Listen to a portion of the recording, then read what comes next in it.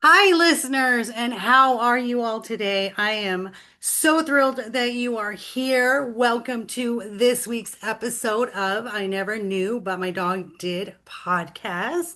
I am Maureen Scanlon, Master Life Coach, here to share some of the most beautiful people in the world who have been through so much and can show you that no matter what we go through in this human experience, that we can get through this. We can get through this. And my next guest is absolutely a outstanding example of that. I mean, sometimes I hear stories and I go, how do you do this? How do people get through this? And then I think, it's because we're strong and that these souls that come here that go through the most, like I said, the greater the pain, the greater the growth, and the greater the love that they have for their fellow humans to bring the experience and the help to them. So I'm going to give you a little information about her, and then I'm going to let her introduce herself. So today we are going to talk with Adrienne Caldwell. Now, she's amazing, and she is the author of a book that I absolutely need to read. She's going to send that to me, wink, wink, because I am just so excited to really read about her story. So, her book is called Unbroken: Life Outside the Lines, and it's a powerful memoir about surviving trauma and reclaiming hope. She has had many traumatic experiences from growing up with a schizophrenic and abusive mother. From early childhood to her mid 20s, she recounts physical, emotional, and sexual abuse that she endured. She's been through many tragedies that have shaped her life. And despite those challenges, Adrienne expresses a message of hope and survival, which is why we're here, Inc., asserting that one can conquer any adversity and emerge unbroken. So with that, welcome my new sister, Adrienne Caldwell. Hi, Maureen. Thank you so much for having me on. It is a privilege to get to speak with your audience and you. So, as you said, I'm Adrienne Caldwell, Unbroken: Life Outside the Lines. And it's the story of my life, as you mentioned, early childhood to early 20s. And during this time, I was either the witness to or the victim of, and I'm going to give you my trigger warnings for this episode just to cover all bases. The sexual assault of a young girl, the drowning death of a child, emotional and physical abuse, extreme poverty, mental illness, homelessness, horrifically abusive foster care, bulimia, drug and alcohol addiction, pedophilia, death, suicide, and incest. Wow. That's incredible. It sounds like a workbook that we study in psychology for just completely every mental or every abuse that can be done. And I'm just so sorry that any of that happened to you. So you may start wherever you would like. I call it your knee story. So I feel like we've all had many knee stories in our life, but I feel like there was this one moment, like I was telling you off air, and listeners, you know my story, the epiphany moment with the dogs when I realized I didn't love myself unconditionally. That was like my knee story. Like, this is enough. I have to figure something out. I'm on my knees going, nothing's working. This just sucks. This isn't the life I came here for. Can you start us off on one real memorable knee moment for you? Well, writing Unbroken has really been a transformative experience. It's taken me 4 years to write it. I've not been able to just sit down and write. I've had to step away because, and just listening to the trigger warnings, revisiting each one of those traumas. I like to say that I'm like expert level at repression and compartmentalization. I had put each trauma in a metaphorical box that goes on the metaphorical shelf behind the metaphorical door. And writing Unbroken really forced me to take each box out and open it and really look inside, hold it, feel it. Um, and it's really been a growth experience, what I've gone through. It's been hell. I am very, very candid about the fact that writing it has been hell. But I did write it for a couple of reasons. First and foremost, though, it's for anyone who has struggled or who is struggling. And exactly what you said off air. If I can go through all of that and come out the other side, so can you. Yeah. So can you. Yeah, no, So, absolutely. And you're right. Writing and listeners, I just want you to take this into account. If you read memoirs of authors who've been through a lot in their life, first of all, have mercy and understand how difficult it is to be that vulnerable, that you're putting down all these private, secret things that have happened in your life and you're giving it to people. You know, Brene Brown always says people have to earn your vulnerability story. Well, when you're an author and you throw it out there, readers are not earning that vulnerability story. So maybe be kind when you do read memoirs of how hard that is to put those experiences on paper in black and white. And I was telling Adrienne offline when I wrote my book, when I handed that over to the publisher, when you hit that button send, it's like giving someone your newborn baby, and you're like, are they going to take care of it? Is it okay? Is it good? It's terrifying, but it is, like you said, it's this apocalyptic change in you that it's exposure therapy. It really is exposure therapy. Like I call it the trauma folder. And I love that you said the boxes.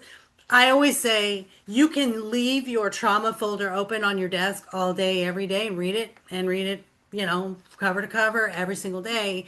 It's not going to change what happened and it's not going to change what's going to happen.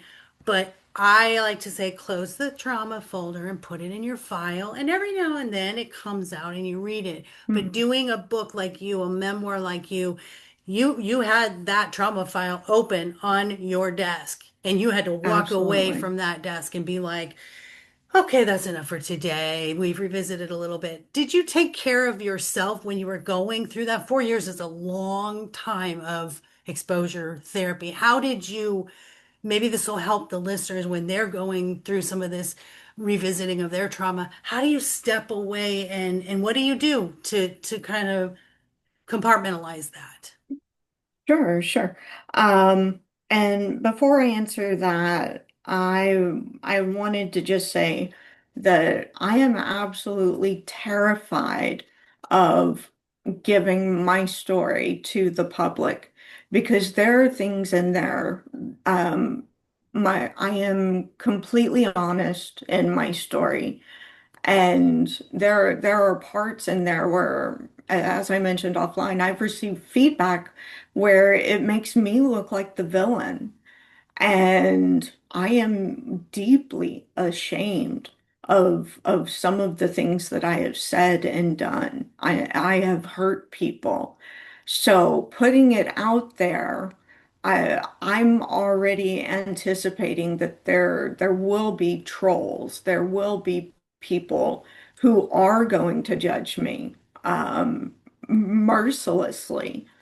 And my plan in what I have, my plan on how to deal with this is to let my husband be the filter. I will not read reviews. I will not go online and look at it. He can read it. If there is constructive criticism, constructive feedback, I want that. But just the trolls that are just shaming me, he's going to filter all that out.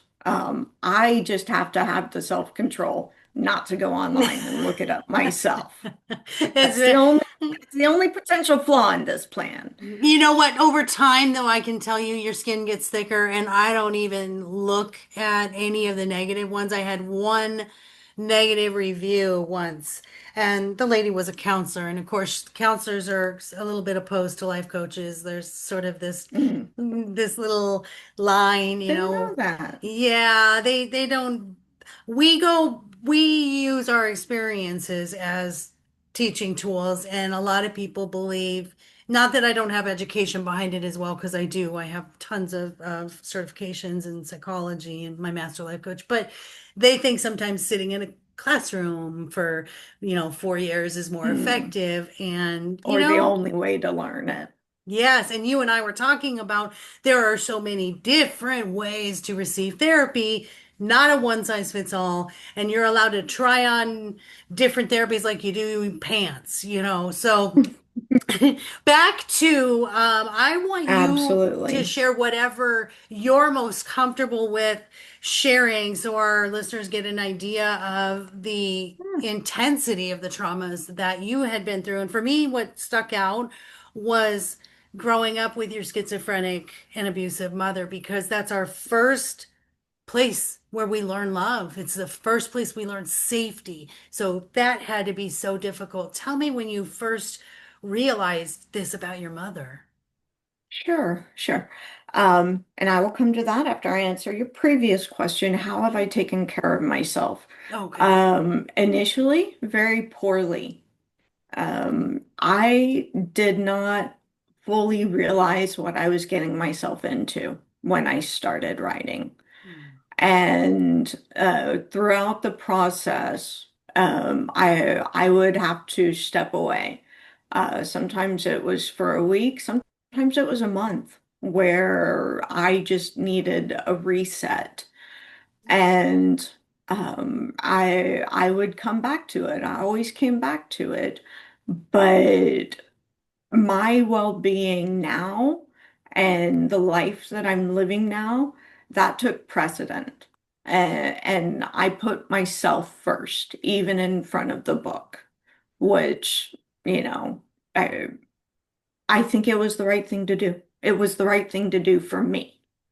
You make So, you make a life coach's heart happy when you say that, because if we don't take care of us ourselves, nothing else in your life is going to be okay. So I love that you said you figured that out, that it was okay and you accepted that I'm allowed to put myself first, because when you've grown up sort of in abusive relationships or families, you don't think it's okay to put yourself first. So thank you for sharing that. And listeners, that is a really great suggestion. Never feel selfish. right, put It's your own oxygen mask on first. there you go. I love that. So let's talk about mom. Yes. So, as you likely know, schizophrenia doesn't really develop until very late teens and early 20s. My mother had me when she was 19. So, as I was growing, her schizophrenia was developing. So now my family, my grandfather moved the family, which included his wife and their four children. He moved the family to Houston and then left. He abandoned the family in a city that they really didn't know, and he took his income with him. So all four of the children, well, three of the children had to work. One of them was able to stay in school. The baby of the family, she was a senior in high school, so she was allowed to finish. But my mother had to work to try to bring in income. So my first real maternal feeling or role model, if you will, was actually my grandmother. My mother was at work. My grandmother stayed home and she took care of me. And as my mother's schizophrenia developed, one quick example is my decided that I had to eat beans with every meal, breakfast, lunch, and dinner. And my grandmother intervened and said, "No, we're not going to do that, Adrienne. You don't have to eat beans with your breakfast. Marigold, that's not going to happen." And my grandmother did that. during my early childhood, as she was my guardian, my shield, my protector, and also the person that adored me. She even told me once that I was her favorite grandchild and not to tell anyone. And I promptly went to my youngest aunt, and told my youngest aunt, and she wasn't that happy about it because she had just had a son. So I thought it was great. And, anyway, um, but my grandmother passed away when I was 7. So my mother's schizophrenia at that point had really developed. It was an issue. I knew that she was off. There was something wrong with her. She wasn't like other mothers. But yeah, losing my grandmother changed the entire trajectory of my life. And that was really the first time that I felt abandonment. And death, it's not like she had a choice, but it's still to the child, to the individual, it is an abandonment. Yeah, yeah, So, absolutely. That is not um that is not far-fetched at all. I mean, abandonment has very, very many ways of, I mean, you can be present and not be engaged with someone and be abandoning them. So there's a lot of ways, and you're right, death is also, anyone who's lost a loved one felt abandoned, whether it was growing up or, a spouse, if you were widowed suddenly. So, and I am so happy to hear that about your grandmother and offline, I'm going to tell you something that I got, a little message there. But, that makes me happy about grandmas because my grandmother, same thing. I love my grandmother and I've taken on sort of her role, of making sure everybody eats. So my love is food. I give people food. I cook for people. And, as a grandma, just to let you know, I tell every grandchild they're my favorite. So, no, no, so I really was her favorite. I bet you were. Wink, wink. Um, so all my four grandchildren, you're all my favorite. I'm just gonna put that out there. So that was really a big turning point. And 7 years old is such a delicate place because that 1 through 6 are those really vital development years. To lose the one person you felt safe with and adored by and nurtured by. Now here you are at 7 years old out in the world with your schizophrenic mother. So tell us more. Yeah.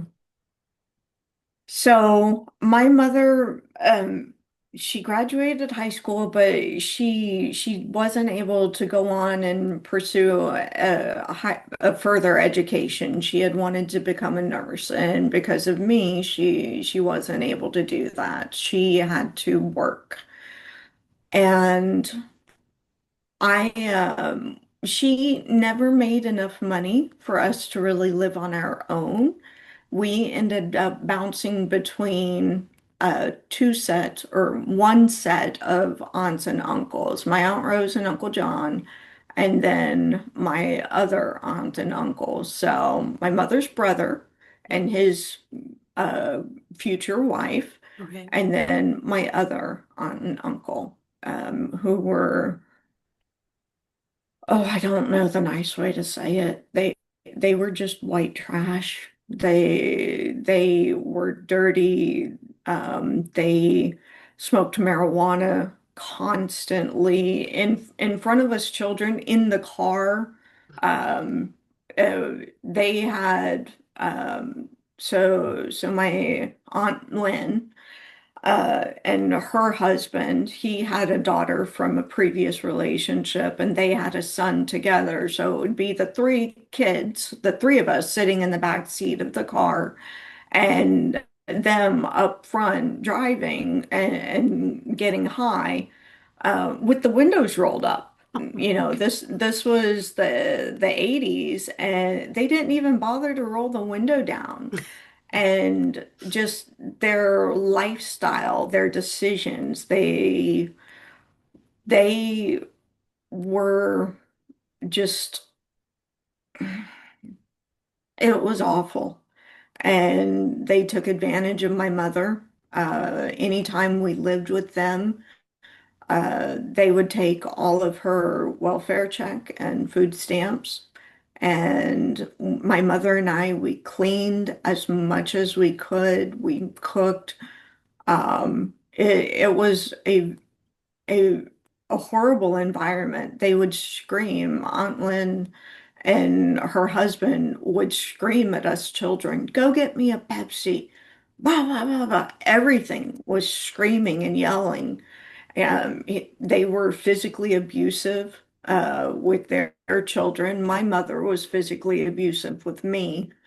And um, her husband, Aunt Lynn's husband, even abused her. I have this memory of her running outside, him chasing her and running around a car. And he couldn't catch her, and eventually he did, and he beat her. Wow. So that was Aunt Lynn and her husband. And then we have my Aunt Rose, who she's not even my blood relative. She married into the family. But I say that God didn't give me a mother and a father. He gave me two mothers. So Wow. they were blue collar, they are blue collar, but completely different lifestyle from Aunt Lynn and her husband. They worked hard. They set a good example. When my mother would beat me, Aunt Rose would go to Uncle John, my mother's brother, my uncle, and get him to talk to my mother and try to tell her, no, you cannot use a dog leash to beat your daughter with. That was one of them. And they believed in hard work and being kind and doing right by people. It was crazy to me, and as an adult, it occurred to me that they are brother and sister. Uncle John and Aunt Lynn are brother and sister. They were raised in the same household, but their lifestyles were so completely different. It was amazing. Yeah. Yeah. That's, Not and I know. necessarily a good thing. Well, and it's interesting that you bring that up. I know you have one child and I have three, and the difference between all three of my children are so, I mean, extreme. And so, a lot of times we blame, the parents when really it's Right. you kind of have these just personalities and like having the difference between, your uncle and your aunt. It's like it's just where they are in life, what they believe in, and what they want to make of their life. And I love that you brought that up because it's confusing. So, what I hear is you felt safe around Rose and John. And so, was your mom ever, did she take you away from that environment to where, because would there have been a Yes. possibility of how different your life would have been if you would have been allowed to stay with Rose and John, right? Yes. So my mother was not thrilled about Uncle John intervening and talking to her and trying to stop her from beating me. And my mother decided that she wanted to live on her own. And she went to social services to try to get a government subsidized apartment for us. And they said, social services said that we can put you on the list, but homeless people, people living in shelters, they take priority over people living with family. So what my mother did, and my brother had been born at this point, my it was intentional homelessness. So Aunt Rose and Uncle John drove us to the homeless shelter, and my summer after fourth grade was spent living in the homeless shelter. And it was the Salvation Army in downtown Houston. And every day from 10 a.m. to 3 o'clock in the afternoon, they would kick us out of the shelter. We would have to leave. So we're in downtown Houston. We have no money. And there is nothing to do. And it's a Houston summer, so temperatures regularly 101, 102, and all of the concrete just, I remember seeing the heat waves just emanating from the concrete. Just it was awful. My mother led, and my brother and I walked behind. I held his hand. And in my book, in Unbroken, I write that we just walked and walked to nowhere. Oh, And we had nothing to do. We couldn't sit down. All the benches were metal, and that you would be burned if you tried to sit. And we didn't beg or panhandle. My mother didn't do that. But one time, uh, there were occasions where somebody would walk up and give us something like a bottled water or something like that. One time, a guy came up to us and gave us a pizza, a whole oh, pizza. Yeah, and it was just so I have the memory of just standing there with this pizza box, my mom holding the box, and my brother, who was 3 at the time, we're eating this cheese and pepperoni pizza, and it was just delicious.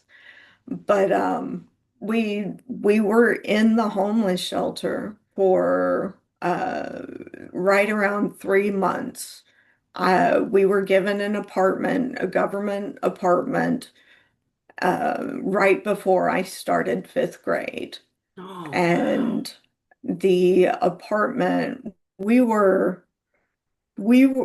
lived in poverty, and I mean extreme poverty. Using liquid dish soap for shampoo and body wash and laundry detergent, doing the laundry in the bathtub because we couldn't afford to go to the laundromats, using wash rags instead of toilet paper, just baking soda instead of toothpaste. Food stamps don't cover non-food items. No. So we were poor. Our furniture for the 2-bedroom, 1-bath apartment that we had an egg crate in the living room with a 12-inch black and white TV on it. There was a mattress on the floor for my brother and me to sleep on. My mother had a dresser that she had from childhood, but she slept on the floor. And we were poor, truly poor, but we were clean. I associate the smell of bleach with my mother. Mm, And eventually, Aunt Rose and Uncle John brought a mattress for my mother to sleep on. mm. I remember her using a broom. We couldn't afford a vacuum, obviously. She would sweep the carpet.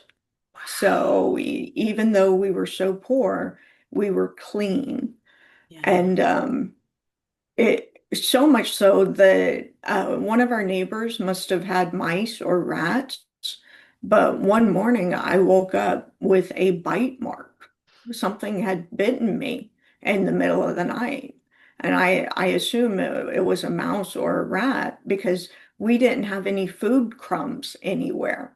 I Right. mean, you could literally eat off the countertops or even the floor.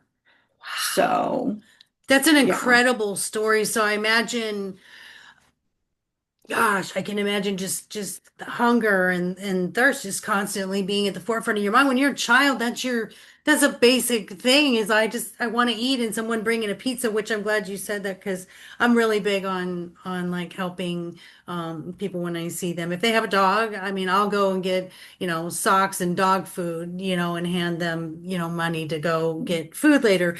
But tell me how, and I know you have so many stories to tell, and an hour is never going to be enough. That's such an incredible story, and how sad that these shelters kick you out. Like, how dumb is that? And I don't know if you know this, my love, Miss Adrian. I'm a fellow Texan, so I'm down here, up here. Oh, I'm up here, over here.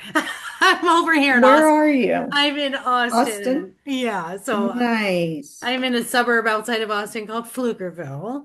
Oh, I Um, know. I know. I went to Southwest Texas. I refuse to oh, call it Texas State because when I went, it was Southwest. I love it. I love it. So I do know how hot that was. Absolutely humid. That's the difference. I grew up in Arizona, but I've been in Texas for 3 years now, and humidity is way different Mhm. than it's a dry heat kind of thing. They're both hot, but the humidity when you're out in it, it actually dehydrates you faster. I've I noticed like that. to say, I like to say that I live in the armpit of the U.S., My where I live in the armpit of Texas. My husband used to live in Houston years ago with his first wife. But um, so you're absolutely right. And I think it's a shame that, and I understand shelters don't have the room, but my gosh, you're sending two children out into very dangerous, life-threatening weather. I mean, it is. It's not like we're not talking about tornado or whatever. Whatever the heat though can kill you faster than anything else. I know that growing up in Arizona, but tell me how, because I'm curious to see how, because I told you I wrote two children's books, and so I'm trying to Mhm. sort of change things in our early childhood so that when we're adults, we won't be as affected. How did that affect you? And then later on as an adult, and how does it still affect you? How do you see, like, um, for instance, sorry, I'm not being very eloquent in my speech today.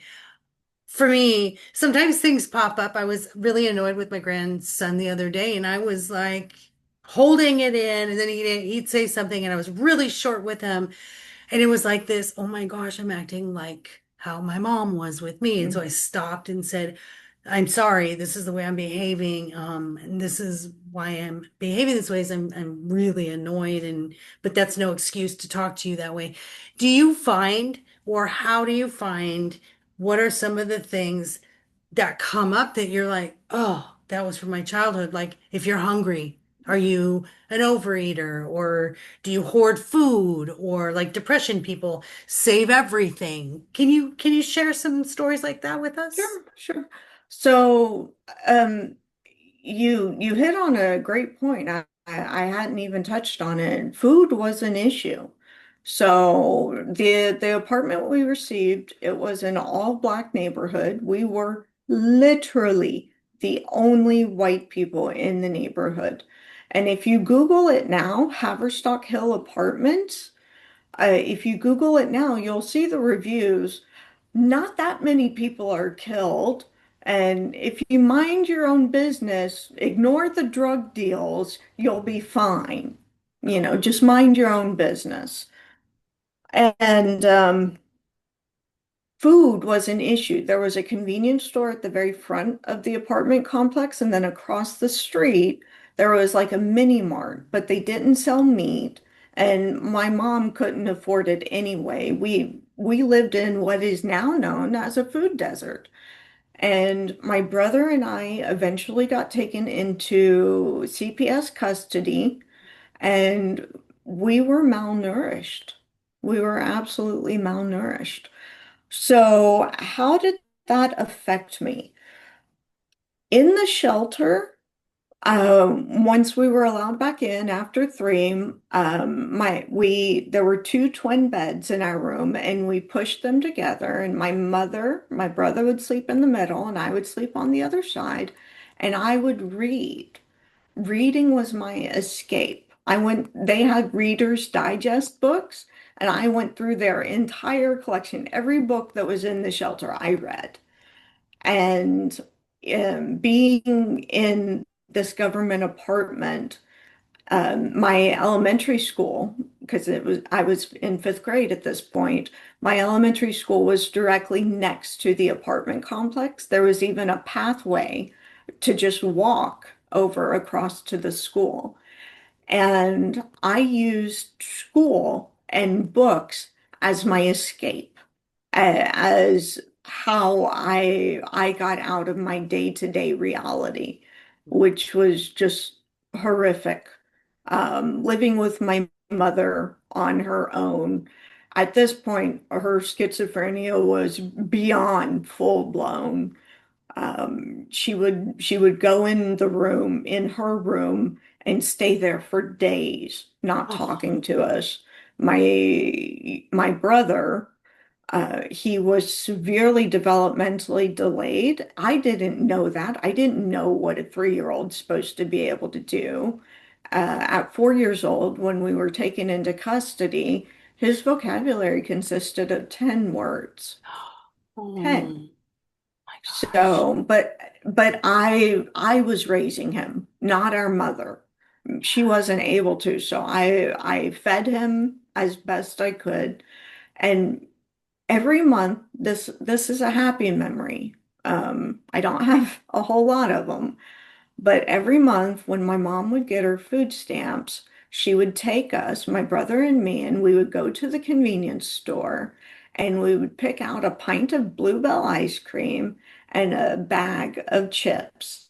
And if she was being really generous, she would let me get a blue cream soda. So she always got the pralines and cream ice cream. I think I always got cookies and cream. I don't remember if my brother got one or not. He was young, 3.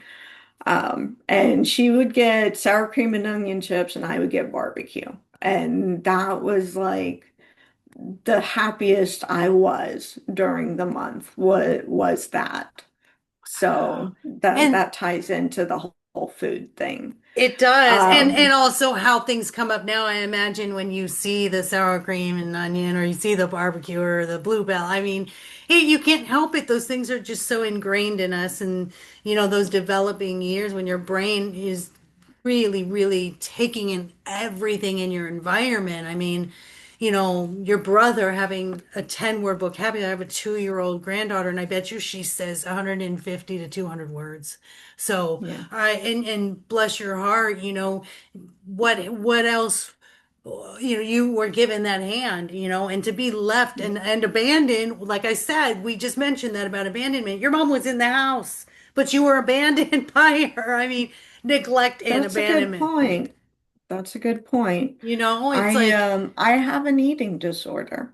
To this day, mm, I have an eating disorder.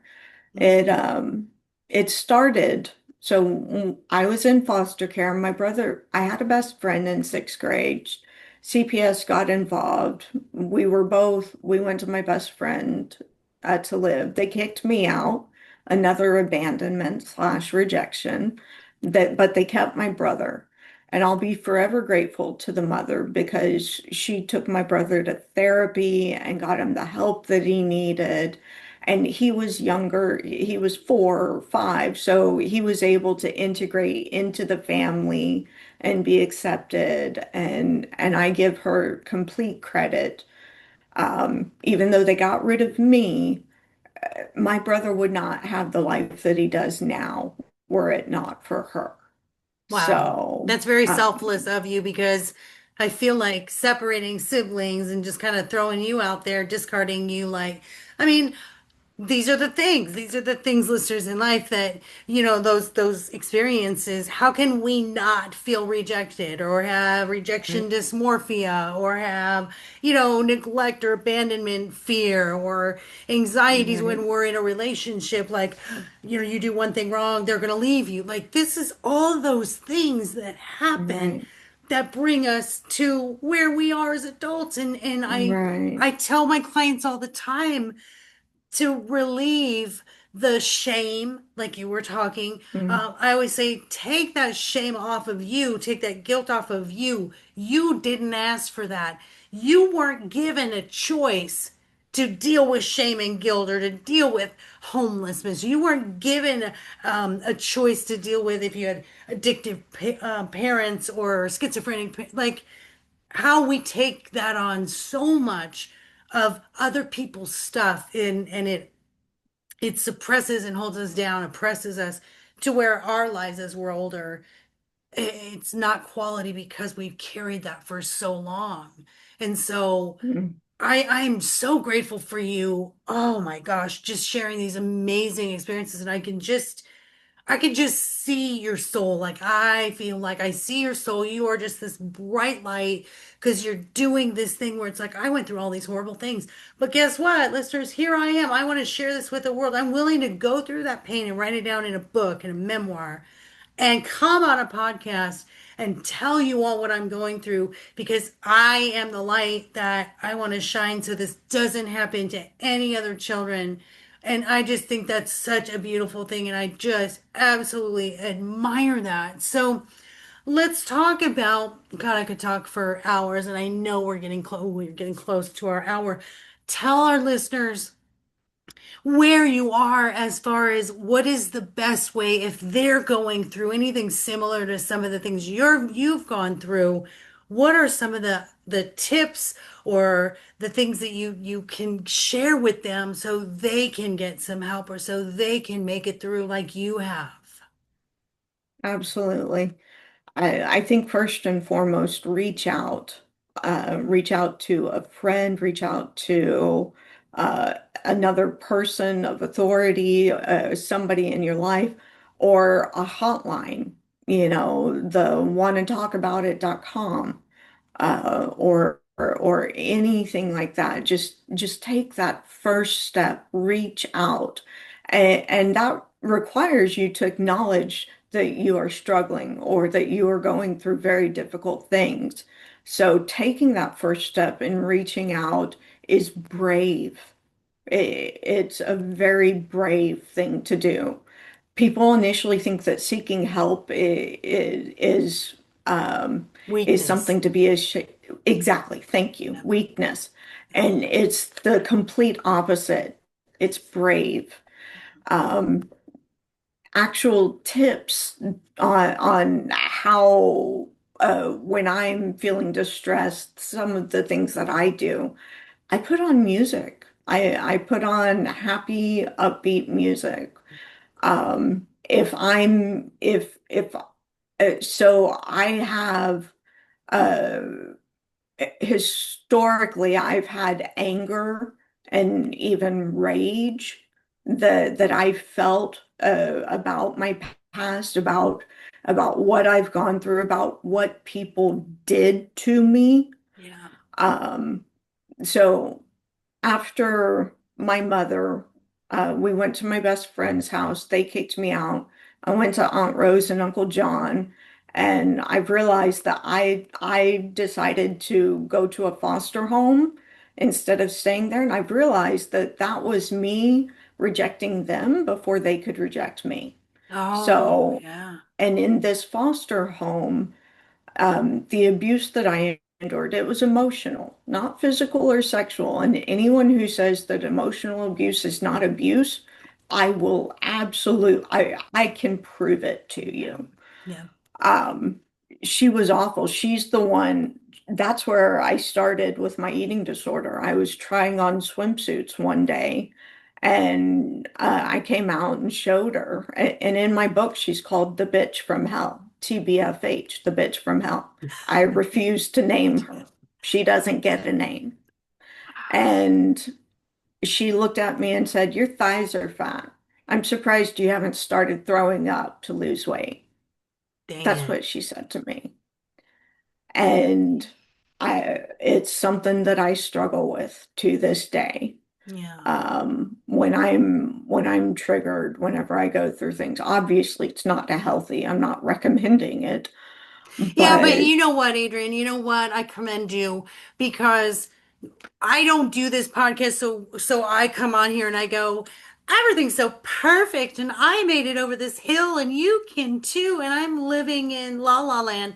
No, what I love is that you're like, I wrote this memoir and I still struggle. And that's what I say too. I still struggle with stuff. And we're going to struggle until we no longer take breath into our bodies on this earth because that's the important thing. I think this especially in the world of social media with influencers where everybody looks so perfect, mhm. it has harmed, I believe, the next generation, like my grandson's generation, Gen Z, this falsehood that you have to be this thing. And especially now, and I'm going to say this, now with um, mental health care and being in that arena, myself being a mental health practitioner.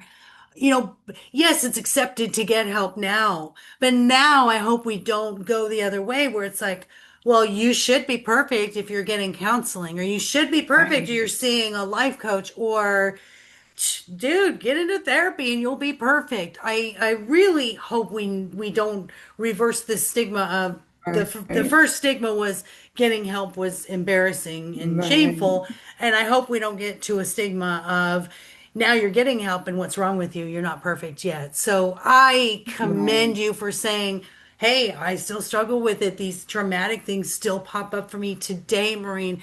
Listeners, that is I think that's the coolest thing is just owning, just owning. Yeah, I still have issues. I still struggle, but I'm here. I'm still here. I'm writing a book about it and I'm talking about it. And I'm here to talk to you guys if you want to talk to me. And I'm here to, give tips or some help of what worked for me. It may not work for you, but I think it's beautiful, beautiful what you're doing. Now, I want you to give, I love the music part because I'm a huge music person too. I think anything you can find that's not like an escape, but in a way more like a vacation for your mind. I like to say, because I feel like addiction can be an escape, but we're not talking about addictions. We're talking about like, I just need to move to this happier place for a minute, like Happy Gilmore. Where's your happy place?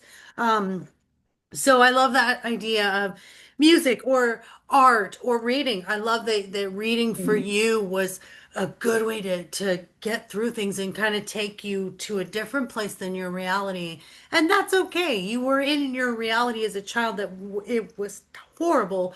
It's okay to escape to something that felt better. And we all need to find that thing that feels better than the thing that's not feeling good. So, Right. as we wrap, I want you to tell everyone where they can find your book, where they can reach out to you, websites, all that good stuff, because I'm sure you have touched, if not at least one person, many people today who are listening going, I had a childhood just like that. I get it. And your book is giving me inspiration. You're allowing me to feel okay about being vulnerable and speaking my story. I mean, the ripple effect that you're having, you're the pebble in that lake that is just going to spread. So tell us where to find you. I'm long-winded today. Sorry. Thank you, Maureen. That's my hope. That's my hope. So, any major book retailer, Amazon, you can find Unbroken Life Outside the Lines. If you go to my website, Unbroken Caldwell, you can actually sign up and you'll receive the prologue in chapter one. I have on my website, I have photographs, including a picture of me standing next to my grandmother's casket. You can just see in my face Oh, the loss. I also have the documents that I mentioned earlier from CPS. So you can, my psychiatric evaluation I include at the end of my book, but it's also online as well as the second one, the monthly reports, letters that I wrote wow. my best friend while I was going through my foreign exchange, which we didn't even cover.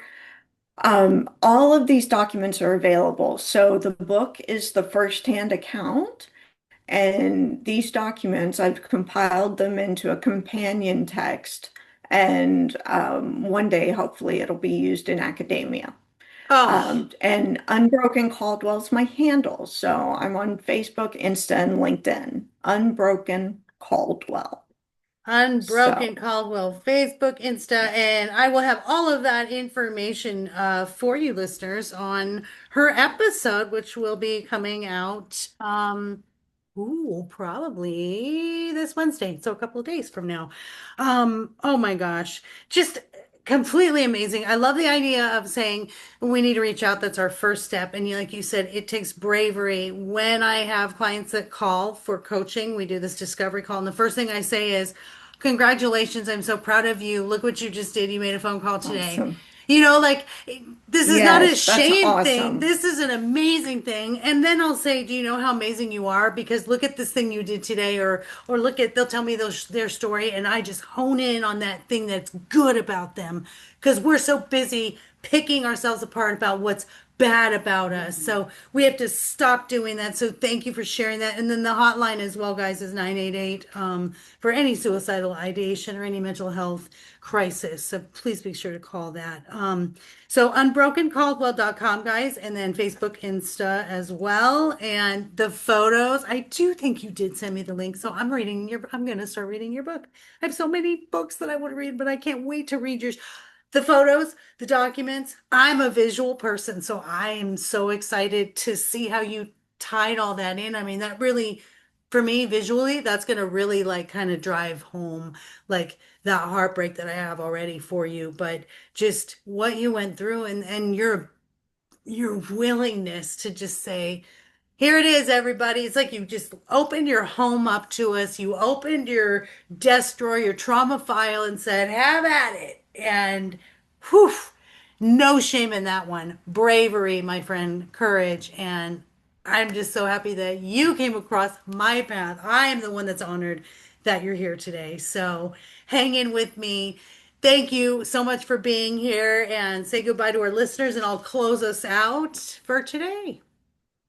Listeners, thank you so much for being a part of my story, allowing me to share it with you, and for your time. And for anyone struggling, just remember to just take that first step, take those baby steps, and know that your situation today is not permanent, and the decisions you make today can impact your life tomorrow. Oh, beautiful, beautiful golden nuggets from Adrienne's lips to your ears, listeners. So, ah, I just have to take a deep breath because that was just so wonderful. Anywho, okay, my listeners, I of course am very, very grateful for you as always for being here. You all know where to find me, of course. I am at lifecoachmaureen.com where you can buy my books. Please go on and give us 5 stars on the podcast because that keeps it to where we can keep getting good guests like Adrienne out there for you guys to listen to and to learn from and bless their hearts for showing up for you to change the world. And let's go out there and be kind. And when you see anyone who is homeless, bring them a pizza. That's my takeaway. I'm bringing pizza I love it. to my homeless friends. That's Love it. it means a lot. I actually had a gentleman, I was leaving the mall at I think it was at Lakeway, and there was a gentleman, and I gave him some money, and we started talking. He liked my car, and I go, "You like my car?" And I go, "What's your name?" And I go, "Do you have enough water here? I have some water." I had water bottles. Like, people sometimes put this wall up like I don't see them, they don't exist. They're people just like us. Like, let them know they're important. Let them know you see them. Let them know you care. That's the biggest thing for me taking away that you reminded me of is no one is homeless by choice. It's not a choice. Your mother leaving this situation to try to go and get an apartment for herself. That was a choice that she made, thinking that was better for the three of you. Sometimes there's guilt you don't want to impose on relatives or friends. So there's all kinds of reasons why people are homeless. And the state of our leadership in this country is now adding to some of these issues and so talk to your leaders if you feel you could make a change there or you want to see some change there. So I'm just encouraging everyone to make a difference in the world. So I love you all. Don't forget I got my books out there as well. Two children's books, two books about my life as well, geared around the dogs.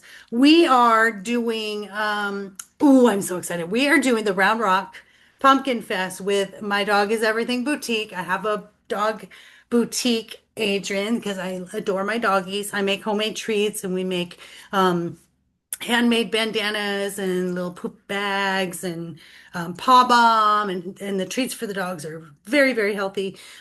We are going to be at the Pumpkin Fest all the last next 2 weekends of October, the rest of the week or the rest of the month of October. So please, please, please, please, please come out and see us. We're going to be there the 18th and 19th and 25th and 26th, I think, is Saturday and Sunday. So I want to see everybody. If you can come and see us, we've got lots of fun stuff and some giveaways, candy, all kinds of fun stuff. But we'd love to see you in Round Rock.